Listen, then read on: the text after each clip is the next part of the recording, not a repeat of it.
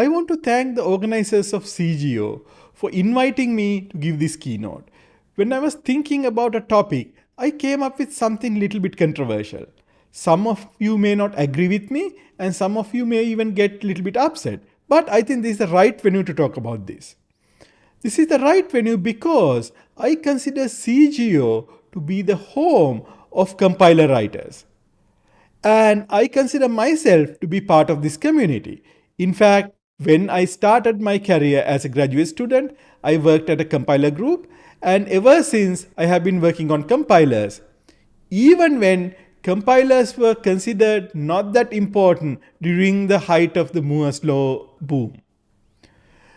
So, going back to my graduate student years, there were a lot of other groups around us, and I had a lot of common with what they did. The compiler I was building, the Swift compiler, I felt there are a lot of similarities to many software stacks other people were building. For example, if you look at natural language processing people, they were building things like recognition systems and translation systems. And those systems look very similar to a compiler. They took in a document and went through multiple phases, each with a well-documented intermediate representation, transforming the document from one stage to another until their ultimate goal was met. This was very similar to the compiler I was building, and lot of system level parts that we exchanged a lot of ideas. So this was really cool having all these people around. I learned a lot from them. But when I look at a natural language processing system today, they don't look anything similar to what I remember when I was a graduate student. Most of them are running on a cloud as a cloud service. They are all built out of large neural networks, and that's very different to even a compiler today. If you look at a compiler today like the LLVM compiler, it's not that different from the compilers of my graduate student time. The compilers haven't changed that much. Why haven't compilers changed? So one hypothesis is compilers are so good. They are so good, you don't need to change them. So let's see whether this is true. So if they're that good, we should be able to extract most of the performance of high-level programs through a compiler. Obviously, that's one of the main goals of a compiler. So let's look at a very simple program. This is a C program written to do matrix multiply.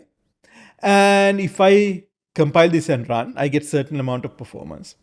However, if I spend some time doing some performance engineering of this program, I realize there's so much performance still left on the floor by the compiler. After everything I have done by hand to this program, I am almost 3,000 times faster than what the C compiler originally gave me. What that means is we are not doing that well in extracting most of the performance from high-level programs. Okay, if that's the case, has compilers consistently contributed to the performance of programs? So over the years, this could have been big. So I don't know if you have heard, there's a law called Probst's law. What he observed was compiler advances double computing power every 18 years. Compare this law to the more familiar law, the Moore's law, basically said it doubles the transistor count every 18 months. There's a small difference here. The compilers seem to be going at a glacially slow speed. So this is not good either. So what that means is compilers are not contributing to performance in a consistent rate. One more thing I can ask is, are compilers relatively easy to create and maintain? Of course, there's no billion-dollar compiler company. Almost all compilers we know are open source systems in there. So you think they might be simple, cheap systems to build. But if you look at compilers, available public compilers over the years, what you realize was these were huge beasts to build. Hundreds to thousands of programmers worked on it, created millions of lines of code, and under some estimate, some of these compilers had almost $500 million of investment. So what that means is compilers are not easy or simple to maintain either. So this original hypothesis I claim is wrong. I think it's high time to fundamentally redesign our compiler stack. So in my talk, I will push this hypothesis and tell you a little bit about what we should be doing. Before we go any further, I want to understand how we got here. Something that I observed was when I started working on compilers in the 90s, compilers were already a mature field when I started my graduate school. Compilers are essential software, and there were industrial and production quality compilers available. In fact, when 1957 Fortran language and compiler was introduced, it was extremely big success and people quickly moved to high-level languages and did compilation to get assembly programs. That became the norm. And in the 70s and 80s, when there were many different microarchitectures, the only way you can do something and build a workable application is using high-level languages and using a compiler to generate code for all these different architectures. So this was the world that compilers matured. However, during that time, most of the systems that compilers ran on were puny. So these machines had few megahertz of clock speed and very little memory. And in fact, probably the largest program these machines ran was the compiler. And because of that, compilers were designed to work on these minimal systems. So many early design decisions were made because of lack of memory and lack of compute performance available. And a lot of those decisions, I believe, still pre-exist in current systems. So that can explain a lot of where the compilers are today. So when you look back, what has changed over the last 30 years? The first and foremost things I would say is we have a lot more computing power available. We have faster CPUs, multi-cores, GPUs, accelerators. Unfortunately, there's no production compiler that will use any of these interesting features like multi-cores, GPUs, and accelerators, even though compilers are essential to make this technology available to the rest of the world. Of course, we had a lot more memory and storage available, even cloud computing available. Over these years, we got a lot better fast algorithms, lot of different type of solvers. Also, obviously, machine learning became a big part in solving hard problems. Finally, we have a lot more data available today. 30 years ago, there was no GitHub.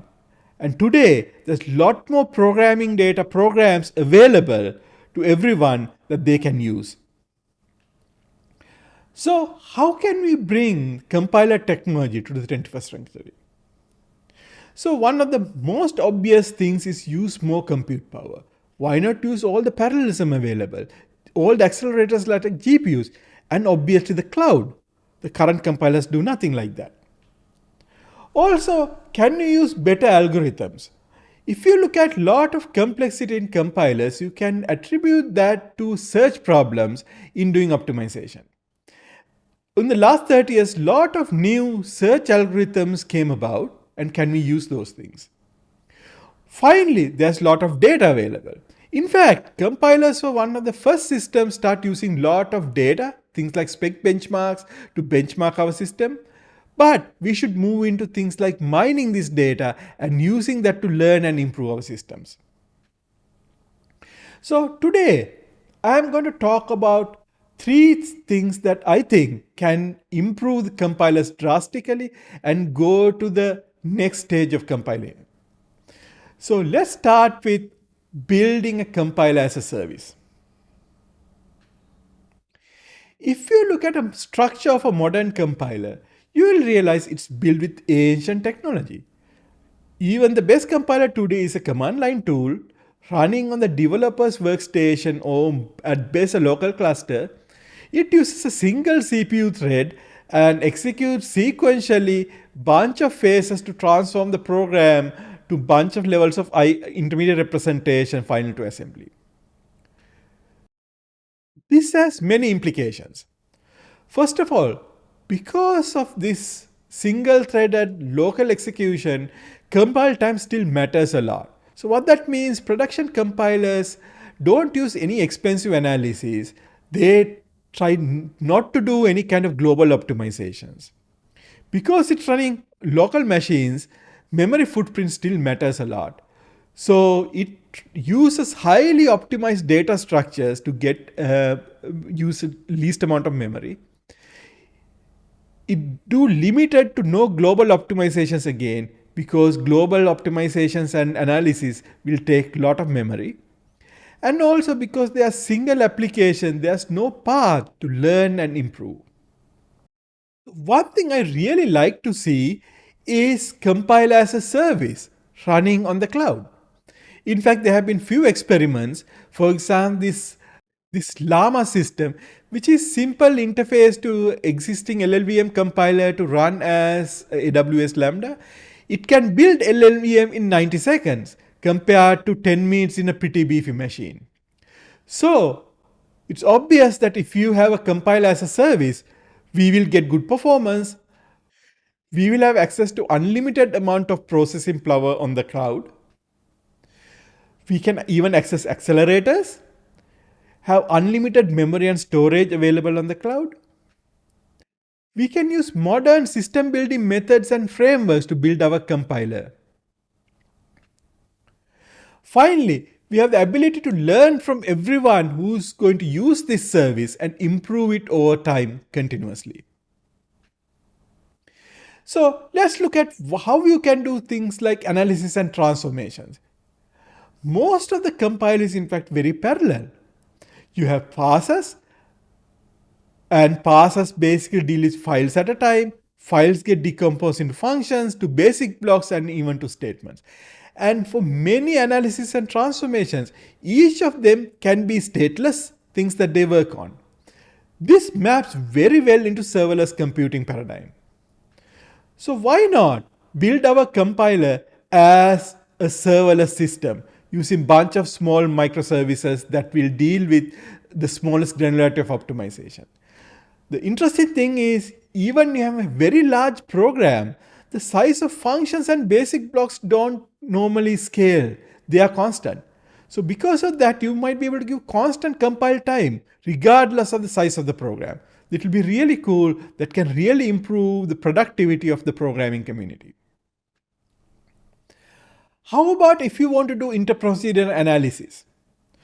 Today, compilers rarely do this type of analysis on real application. Things like interprocedural type specialization, constant propagation, inlining, these kind of optimizations are too expensive or have to take too much memory, so they're not done.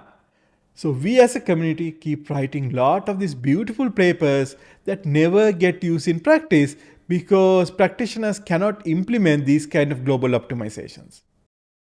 On the other hand, these type of optimization fits on the cloud very nicely. For example, on distributed graph processing. A lot of these optimization can be expressed as graph computing, and there are many frameworks available that will scale well. These frameworks have been scaled to millions to billions of nodes, and they even use accelerators such as GPUs to get good performance. So if we can go to these kind of frameworks and express our problems within graph computing domain, we might be able to get global analysis available to the community all the time. Another thing about compilers is, over the years, they have really focused only on doing very simple analysis because we worry about cost of doing anything complicated, especially if the complicated analysis have unpredictable cost. Again, the research community has done amazing work in polyhedral analysis, program synthesis, and many fancy techniques for them to never see the light of the day because the practitioners are not willing to use these highly expensive and unpredictable techniques. But modern systems use redundancy to hide tail latency, and we can take advantage of these properties. The compilers can use the redundancy in the cloud environment to take advantage and use unpredictable, powerful analysis. For example, the compiler can farm off two different analyses. One is simple but fast and predictable. Other one is much more powerful, but the execution time is unpredictable. If the unpredictable one finish on time, you can use its value and proceed with much better results. If it is too slow, then you can kill it, proceed with the simple analysis results. By doing this, in many cases, we will have access to much more powerful analysis in our compiler, and some of these great papers that all of you have been writing can be incorporated in production compilers. Another historical impact of our current compilers is that most of the data structures we use in compilers are highly optimized to use less memory, because when those compilers were first written, those data structures necessary to fit the programs they have to compile. But today, with ample memory, those data structures is a lot more hindrance than asset. Let's take a look at a control flow graph, which is a very compact tree data structure that captures a lot of important information. However, CFGs present many code motion obstacles.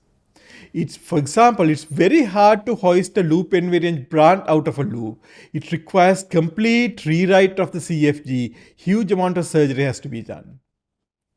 Problem is, CFGs, to save space, conflated many separate purposes.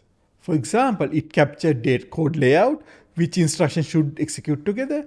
Also, it tried to capture control dependence, whether instructions should get executed. So the solution is come up with IAR where control dependence is a first class citizen of the IAR and separated from code layout. So we came up with IAR Flair. It's a flat IAR with first class control dependence. It has symbolic Boolean formulas indicating execution condition and tracks control dependence for each instruction separately. So code motion type optimization is straightforward. So for example, if you have this piece of code in here, what you can do is the loop body is a straight line code with the control dependence captured as a Boolean formula for each instruction in here. Now, if you are moving instructions, I just have to move the instructions. I don't have to deal with rearranging my control flow graph. And then after doing that, we can generate the final control flow graph. So all the optimizations are simple. So Flair makes the many transformations very trivial. Things like duplicating branches, partially duplicating basic blocks are extremely trivial in this representation. By using Flair IR, transformation complexity is invariant with the control flow nesting. So you can have a deeply complex control flow and we can still keep doing transformation as all the instructions are flat. So these type of data structures can really help writing simple compilers. So far, what I have told you is how to make the compiler very inefficient. So you probably agree with me, by using the cloud, it will probably run fast.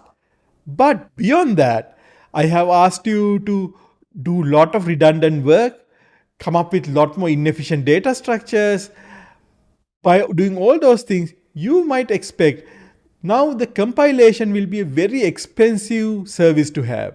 Only the privileged few might be able to compile. But I am going to tell you that there are other ways to get back some of these lost inefficiencies. For example, we can use deduplication. This is not new. Makefiles make sure that we only compile change files and anything that dependent on change files. So by doing that, even if you have hundreds of thousands of files, one simple change will only trigger few files to be compiled. So we knew this technology for a while. But we can take it one step further. Because if you have a SaaS system for compiling, and if many programs are using that, every time new job is submitted, it's probably a very small variation of a program that it has seen before and compiled. In fact, many cases it's probably the exact program that you have seen before. Think about how many times people might be compiling LLVM. only the first time round when the release was made, you have to compile it. Afterward, basically you might be able to use most of the work instead of recompiling. This is not new, and memoization and deduplication has been there, and things like SaaS system use these extensively to reduce storage. And we can piggyback on this kind of technology and really reduce compile cost. Even though one I propose will reduce the efficiency of the compiler, if we have a compilation as a service, I think we might make it even faster and more efficient than running the compiler on your individual machine. Finally, when you have a compiler as a service, you see many programs growing through the system. So what that means is it's very clear to understand the usage of your compiler, because you see all the data, everything everybody is compiling, you see that. And if there's failures, it's obvious because you will see that happening.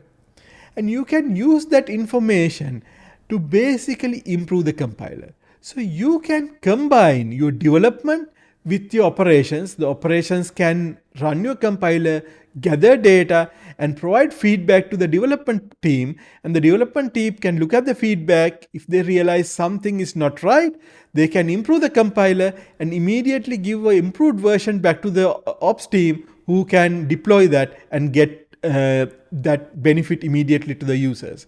So this can not only get immediate benefit to the users, but make the compiler improve over time. This is the kind of harmonious cycle that companies like Facebook and Google use every day. And if we can also build compilers using this kind of improvement, I think we will get really good compilers fast.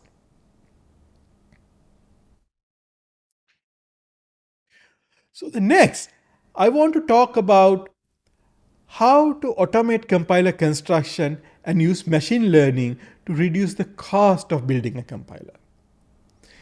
In order to do that, so I want to start with this beautiful model of compile optimization Charit Mendis developed.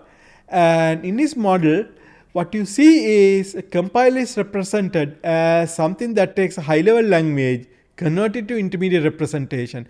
And that intermediate representation or representations go through multiple optimization phases to produce an optimized intermediate representation that get lowered down to assembly for hardware.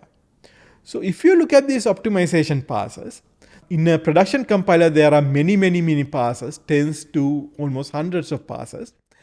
And each of these passes, if you look at closely, what it does is it takes an input program, it takes an input intermediate representation, optimize it to produce an optimized output intermediate representation. Hopefully will run a little bit faster, but will produce exactly the same result as the input intermediate representation. So this optimization can be viewed as three separate things happening in here. First thing is you need to have a transformation space given the input intermediate representation. What that means is that input, what are all the semantically equivalent transformations you can perform to that input, because you want to make sure it's correct. So that gives you the transformations. This page can be huge. And then what you have is, in large chunks of that space, you have a cost model that will say, if you produce this result, here's the cost or the improvement that you will get in execution time. And then what you need is optimization strategy to take from the initial input IR and keep moving it around and finding the cost until you find some place that is, you think, the best performant version of the program, and that is what you're going to output to next level. So this is how most of the compiler transformations phases work. So you can separate this into two kinds. First, the transformation space is about correctness. So if you stay within the transformation space, you're always going to produce a correct program. So you have to make sure using program logic, you get that. And then there's the optimization part, which is searching through this entire space using a cost model and optimization strategy. This can be optimized using machine learning. So what I want to do next is look at this Mendis' model and see how it can be applied to vectorization. So today, if you look at a vectorizer in a modern compiler like LLVM, everything is written in manual. The transformation space is handwritten using bunch of transformation or tree rewriting rules. And the optimization strategy is bunch of heuristics to search through these rules and select one. And they normally have a handwritten linear cost model. So in the rest of the talk, I want to look at how to automate that. Get state-of-the-art results better than what the existing hand-optimized version can do, but also minimizing the developer burden. First, let's look at transformation space by figuring out how to create a code generator. So today, transformations are manually created. So these compiler transformations are very hard to develop and maintain. If you see something like LLVM, there's thousands of contributors writing millions of lines of code. And they are also buggy and stale. So for example, over the last decade, Intel has put billions of dollars to add new instructions to its x86 architecture, mostly new vector instructions. However, the current LLVM compiler can organically generate less than 1/3 of those instructions.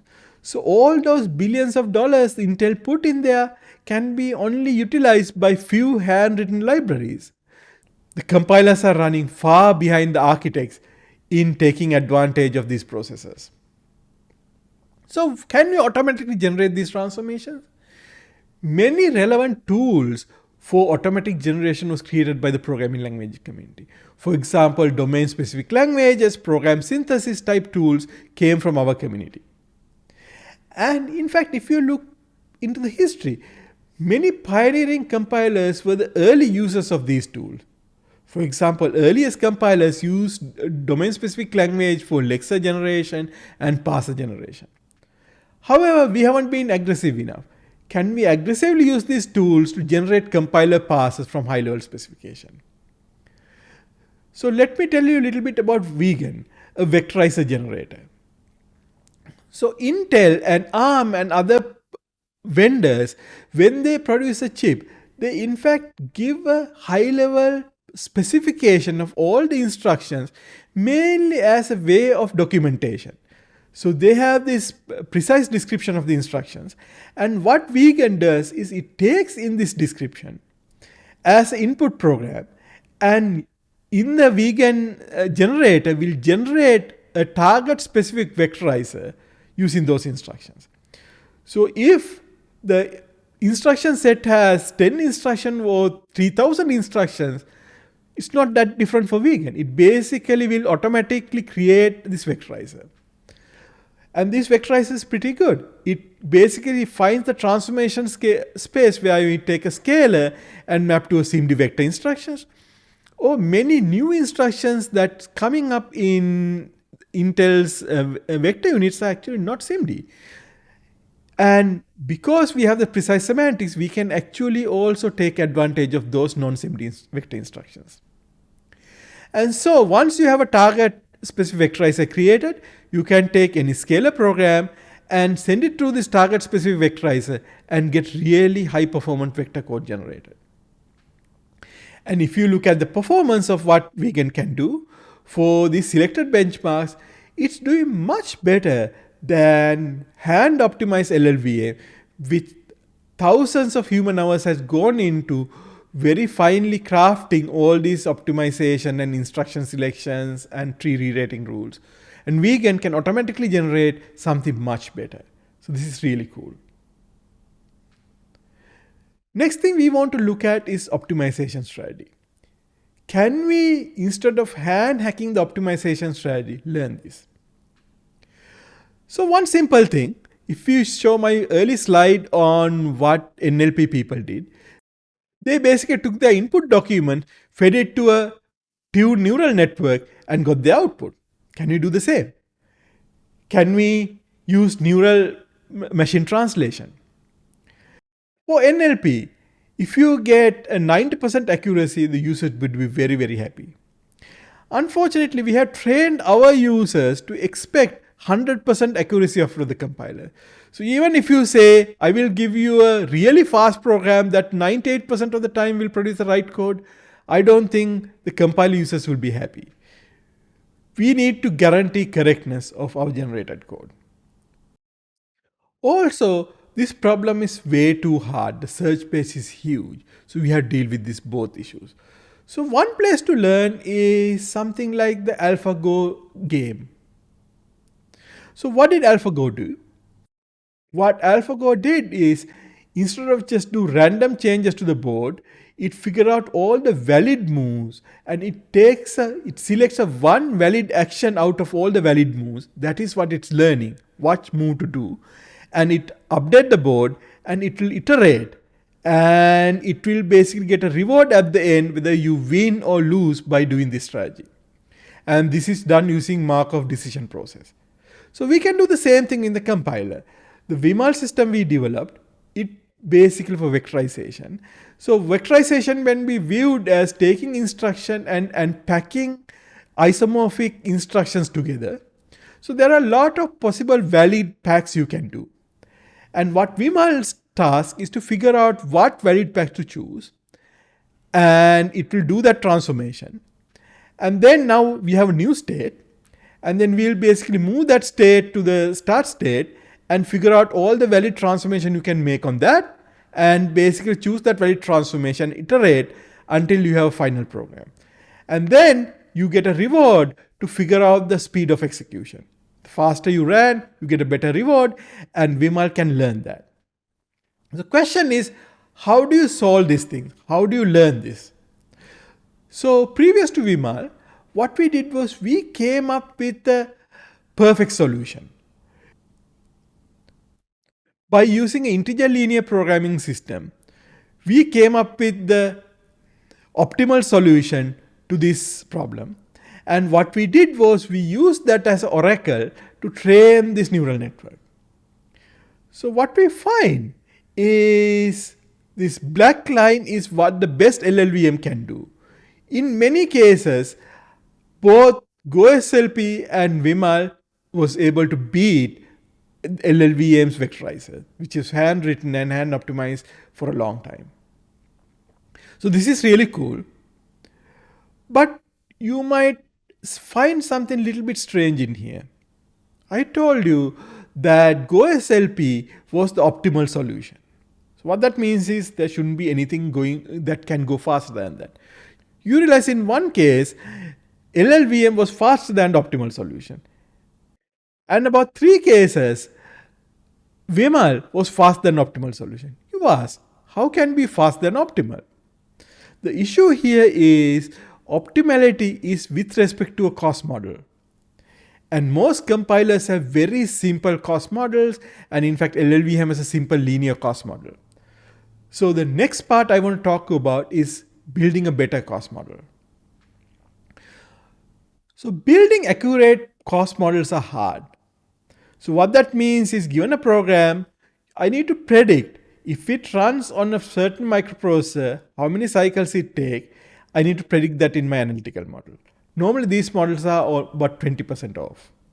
Why? Because the processes are very complicated. They have many different parts in here. Some of them has long-lasting states in here captured. And worse, something like Intel processor, we don't even know what's going on inside. There's a lot of proprietary things happening. So how do you even figure out what's happening inside to have a good prediction of its runtime? Only thing we get is like about 3,000 pages of documentation that in excruciating detail, Intel will tell what might be happening. And sometimes this is not even correct because there's no way to test the documentation. So systems like LLVM MCA has done is, by carefully analyzing this documentation and producing a very complex cost model that the LLVM will use to make decisions. But these models are very tedious to develop and maintain. And there's a lot of human error, and also there's even modeling error in here. A funny fact is the LLVM's Intel performance model was developed using AMD hardware. And those models were not even validated with AMD hardware. So there are many things that the model says is not corresponds to what actually happens. So this is what the state of the art is. So what we did was, we thought, can we use a deep neural network to learn, given a program, how many cycles it will take. And the system we built, I will show you, is fast and accurate. So what does it do? It takes a set of instructions. We are not going to extract any features out of the instruction. We have a very direct tokenization and embedding of those instructions. And we run this instruction with 2 levels of LSTMs that will basically come up with a prediction of the throughput. And training this thing is not that difficult. We collected about 1.4 million basic blocks using spec benchmarks and as parallel benchmarks. And we ran it on the real deal, real hardware, and measured the runtime or throughput of each basic block. And then we ran it also the basic block through the neural network, and it came with a prediction. And we figured out how off the prediction is and backpropagated that to improve the neural network and train the neural network. So if you look at what we could do compared to LLVM MCA and Ayaka, which is in fact an Intel produced tool who has access to internal of Intel hardware, so they should be able to do better. Our tool is about 2x better than any of those other tools in prediction. And even better, if you have a new architecture, I don't have to spend human hours and hours rewriting this very tedious model. I just have to set it up, let it run for a couple of days and auto-train it, and then voila, you got a new model. So here are a few ways we can improve our compiler construction and build our compiler 2.0. I talked to you about 3 different ways that we should aim at building our next generation compiler. Build a compiler as a service, and automate compiler construction, and heavily use machine learning to simplify the way we build compilers. So before I conclude, I have a few final thoughts. Why should we have new compiler infrastructure? Basically, all you and me want to do is spend our time doing cool research, building amazingly novel compiler technology that can really speed up our programs. But the sad truth is, this current infrastructure is too old to take this kind of amazing research into production. Again, many papers written, never used in practice. Finally, I get to quote Elon Musk. He said, prototypes are easy, production is hard. And that's where compilers are. So it behooves us as researchers to put some energy into building a production quality compiler that use a lot of modern techniques that will enable us to integrate a lot of this interesting compiler research into production compilers. I know there are new efforts like MLIR, but I think these efforts are still not sufficient. We need to be a lot more bold and outgoing in doing that. I hope some of you will take it to heart and will start building this kind of a next generation compiler infrastructure. So another thing is, I'm very excited about using machine learning.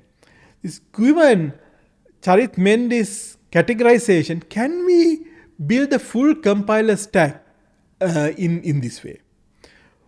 All our transformations still produce the correct program. However, there are a bunch of interesting work coming up looking at doing transformation that in fact will make the program output incorrect, and search through the space and using techniques such as verification to basically get out of that local minima and perhaps end up in a much better space by traversing through the area where the program is producing incorrect results. So this might be an interesting thing. It would be interesting to see where this type of technology ends up. Another interesting thing is to break these parse abstractions that we build compilers out of. You may ask, why do we have parsers in the compiler? That's because when we were first building compilers, we built parsers to fit algorithms. There was a good tree search algorithm, so therefore instruction selection parse was created. There was a graph coloring algorithm, So therefore, register allocation pass was created. Right now, these passes have stuck over the years. They have become religion.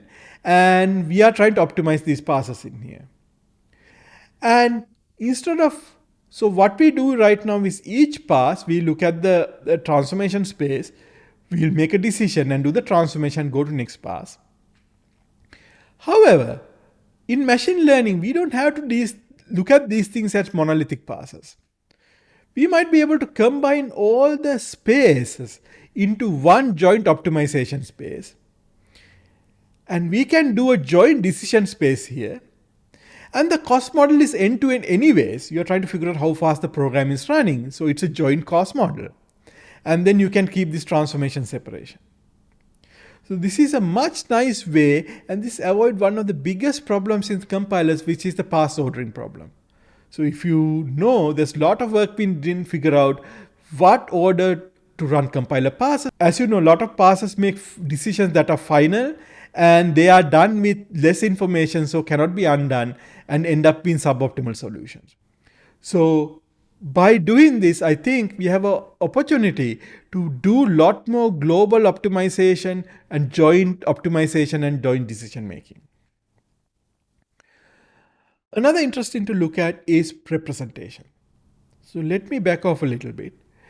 In many areas where machine learning had a huge impact, such as image processing and vision, it happened because they found a foundationally good representation. So for example, some of the convolutional neural networks, minute that representation came about, many very difficult problems in vision and image processing became easy to do.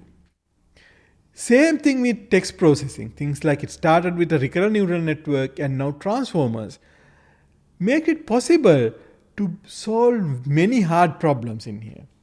It's not only these areas. Things like social networks, once graph convolution networks introduced, you can do a lot of interesting things. And even when you come to chemistry and biology, when scientists figure out how to represent molecules and embedding for a molecule, many new drugs were discovered. So if you look at that, my conjecture is we don't still have a good program representation. We can take a program and put it into something like a graph neural network. However, programs are very complicated. There are a lot of global subtle properties. You can change one node of a program, one specific node, and execution time can vary drastically because you change the loop bound, or it might crash. And there are other nodes that are a lot more resilient. There are semantic properties that are hidden and subtle from the obvious syntactic properties. And if you can come up with a real good representation or embedding for programs, we're not only able to solve the automatic program optimization problem, many other problems and interesting things you can do with programs might be very easy to do with this representation. So there's a huge big opportunity to come up with a representation. I'm very excited for the future to see a really cool representation that we will be able to solve a lot of these problems easily using that. So I'm going to end my talk here. Thank you for listening. I have listed a bunch of different projects going in the commit compiler group at MIT. If you are interested in any of these things, the URL is in the right. Please go there. I am open to questions now. Thank you very much. Thank you for listening to me.